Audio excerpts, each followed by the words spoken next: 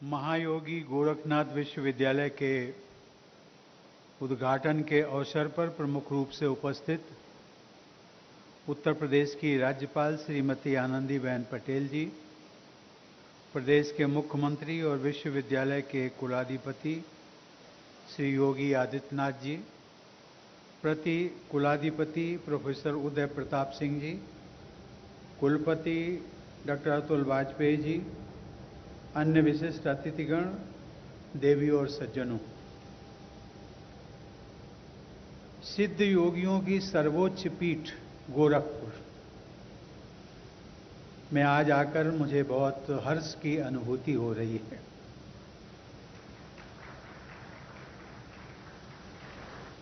मुझे इस बात की विशेष प्रसन्नता है कि पिछले 3 वर्ष से भी कम समय में मुझे यहाँ एक महत्वपूर्ण शैक्षिक संस्थान के उद्घाटन के लिए आप सब लोगों के बीच पुनः उपस्थित होने का अवसर मिला है। अपनी पिछली गोरखपुर यात्रा, जिसका उल्लेख मुख्यमंत्री जी ने भी किया, हमारी राज्यपाल महोदया ने भी किया, पिछली गोरखपुर यात्रा के दौरान जो 10 दिसंबर 2018 को महाराणा प्रताप शिक्षा परिषद के संस्थापक सप्ताह समारोह में मैंने ये विश्वास व्यक्त किया था कि गोरखपुर को सिटी ऑफ नॉलेज के रूप में विकसित करने का लक्ष्य प्राप्त किया जाएगा। मुझे प्रसन्नता इस बात की है कि जो मैंने विश्वास दिसंबर 2018 को व्यक्त किया था, वो मेरा विश्वास आज मुझे सच होता हुआ दिख रहा है।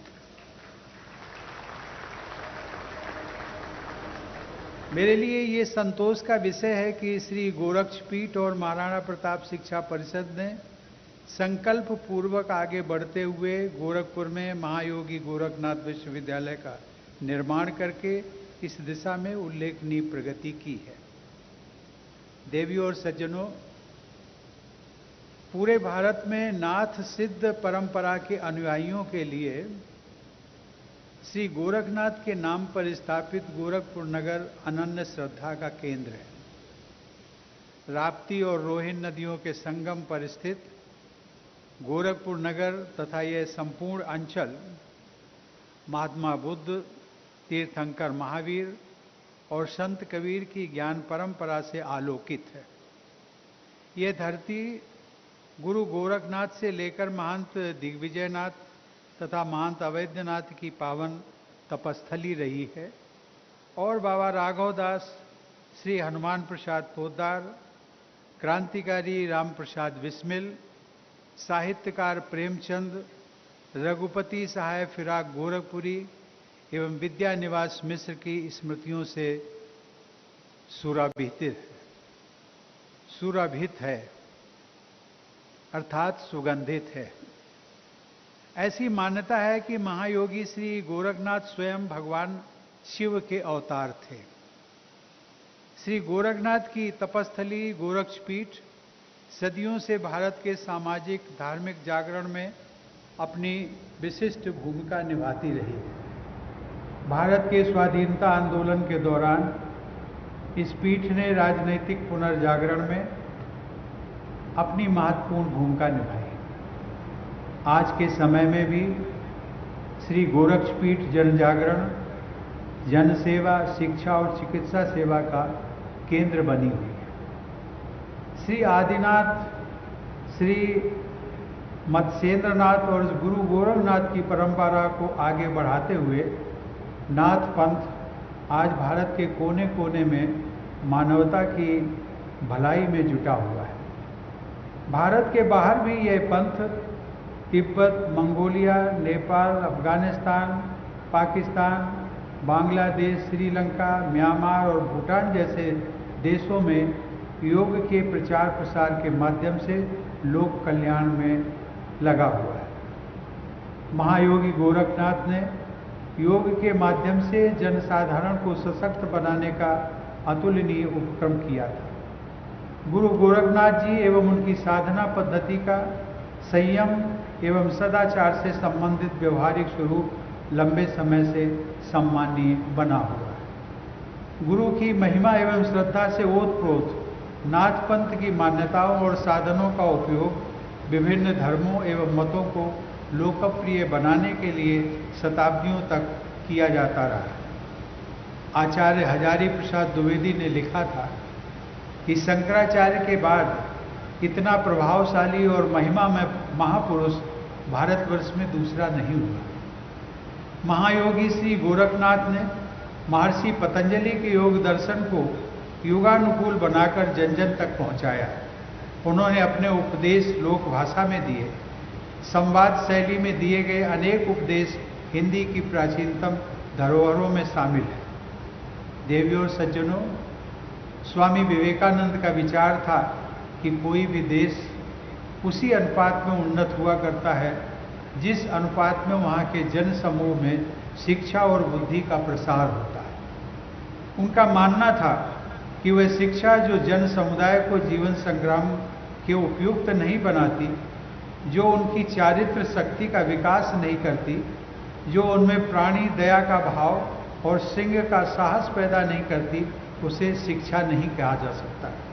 स्वामी विवेकानंद कहते थे कि उन्हें तो ऐसी शिक्षा चाहिए जिससे चरित्र बने, मानसिक बल बढ़े, बुद्धि का विकास हो और जिससे मनुष्य अपने पैरों पर खड़ा हो सके। देवियों और सज्जनों, राष्ट्रीय शिक्षा नीति 2020 में भी शिक्षा के उद्देश्य के बारे में ऐसी ही परिकल्पना की गई है।